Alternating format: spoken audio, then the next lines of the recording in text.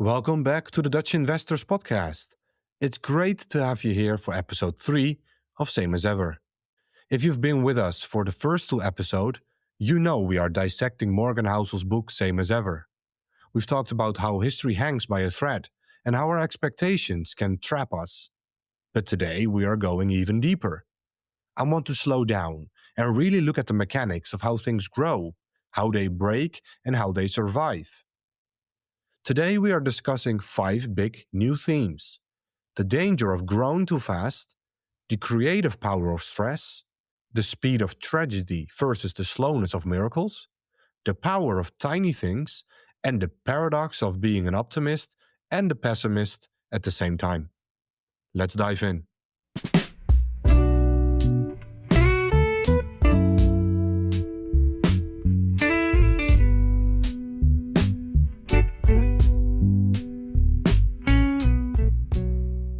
Alright, let's start this episode with a simple but brutal truth.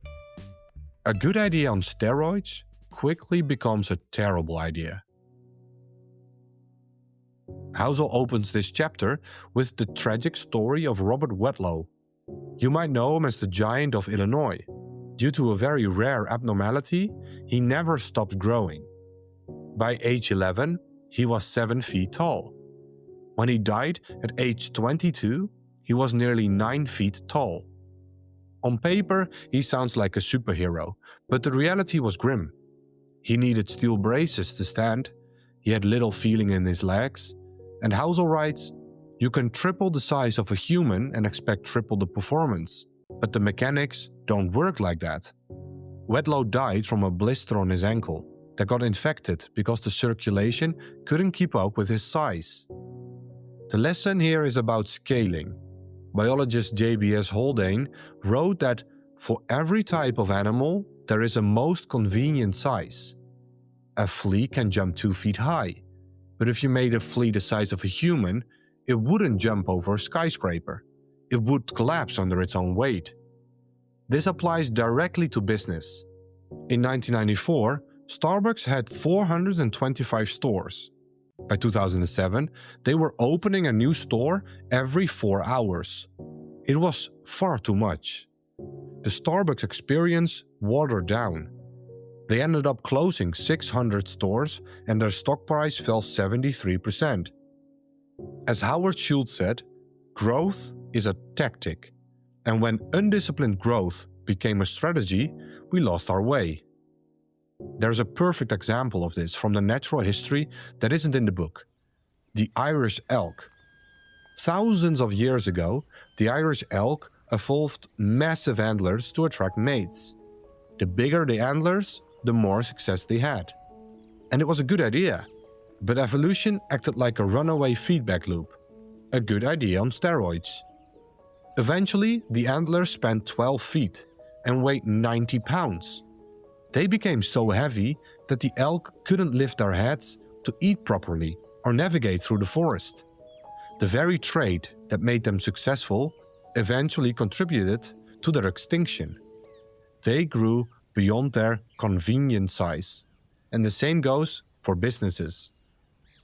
Alright. Next, we move to a darker theme. Stress focuses your attention in ways that good times can't. We like to think innovation comes from well-funded labs and happy scientists spending lots of money on R&D, but history suggests it often comes from panic. Housel tells the harrowing story of the Triangle Shirtwaist factory fire in 1911.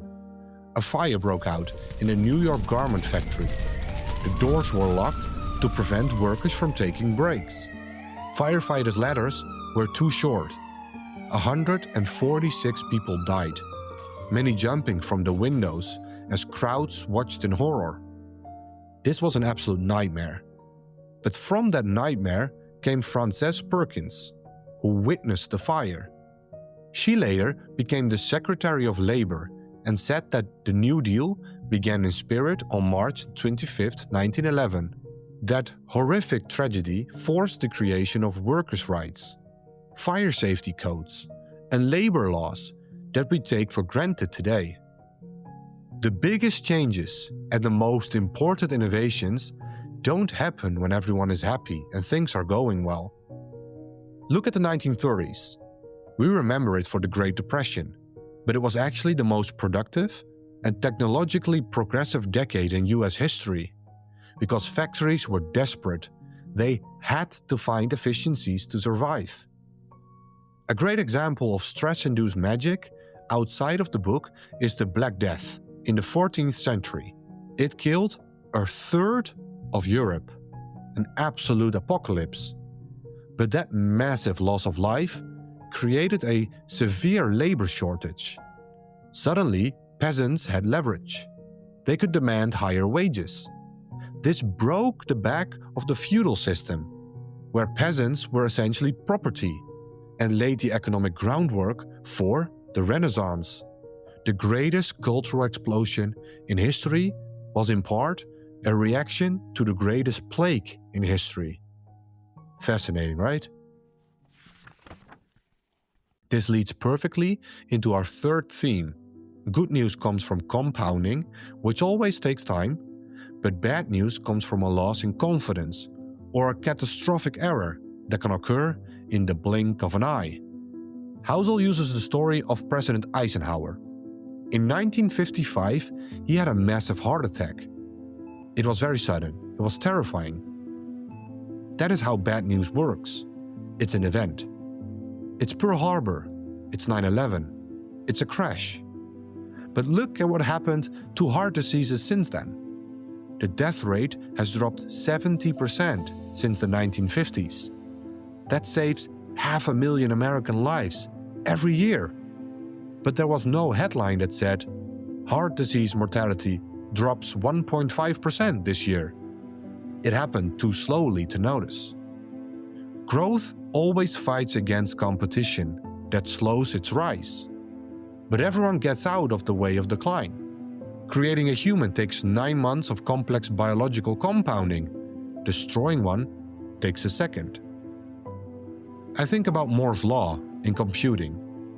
If you look at a computer from the 1990s and one from today, the difference is nothing short of a miracle. But you didn't notice it happening day by day. It was a slow, boring grind of compounding transistors.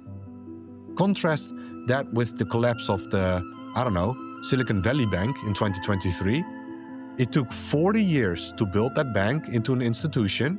It took about 36 hours for a Twitter-fueled panic to burn it into the ground. Miracles take years. Tragedies take hours. Remember that for next time. Theme 4 is about the power of small things, when little things compound into extraordinary things. We often assume that big results need big causes. But look at evolution. The real magic of evolution is that it's been selecting traits for 3.8 billion years.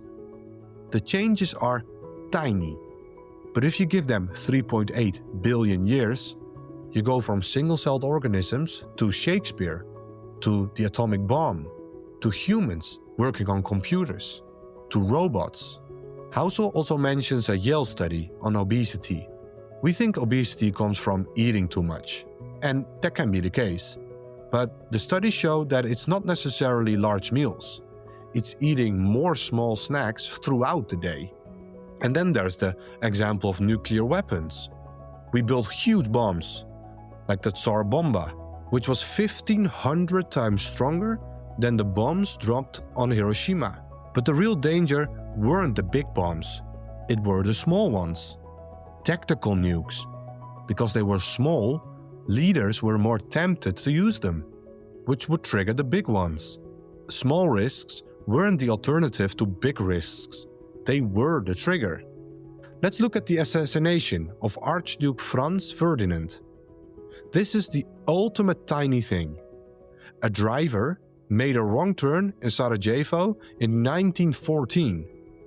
Because he got lost, he happened to stop the car right in front of an assassin named Gavrilo Princip, who was actually walking away, having failed his mission earlier that day, and that one wrong turn led to World War I, which led to the collapse of empires, which led to the rise of Hitler and World War II, which led to the Cold War and the nuclear bomb. The entire 20th century was shaped because a driver didn't check his map. I mean, that's crazy, right? Finally, we arrive at one of my favorite concepts from the book. Progress requires optimism and pessimism to coexist. We tend to think you are either an optimist or a pessimist. But Housel says you must be both. You need to be a rational optimist. He tells the story of Admiral Jim Stockdale, a POW in Vietnam. Stockdale said that the men who struggled the most in prison were the pure optimists, the ones who said, "We will be out soon, maybe by Christmas." But when Christmas came and went, they died of a broken heart. Stockdale survived because he balanced two things. One, he never lost faith that he would prevail in the end, the optimism part, but he faced the brutal facts of his current reality, the pessimistic side. Or take a look at Bill Gates. Gates was an optimist. He believed a computer would be on every desk. But he ran Microsoft like a paranoid pessimist. He insisted on having enough cash in the bank to keep the company alive for 12 months with zero revenue. Save like a pessimist, invest like an optimist. There's a famous race to the South Pole in 1911 between Roald Amundsen and Robert Falcon Scott. We actually have a full episode on this one. But the short story is that Scott was a pure optimist. He planned for the best case scenario. He brought motorized sledges, which broke, and ponies, which froze.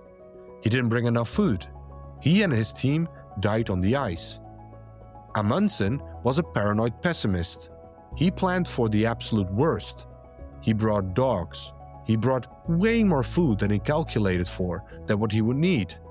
He marked his supply depots with massive flags so he couldn't miss them in a blizzard.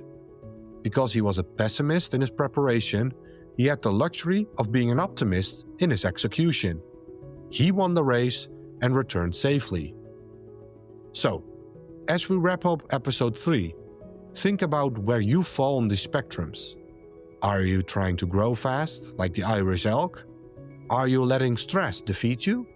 Or are you using it to focus, like the scientists of the 1930s? Are you preparing for the overnight tragedy so you can stick around for the long-term miracle? As Housel says, the best financial plan is to save like a pessimist and invest like an optimist. Like always, stay curious, keep learning, and happy investing.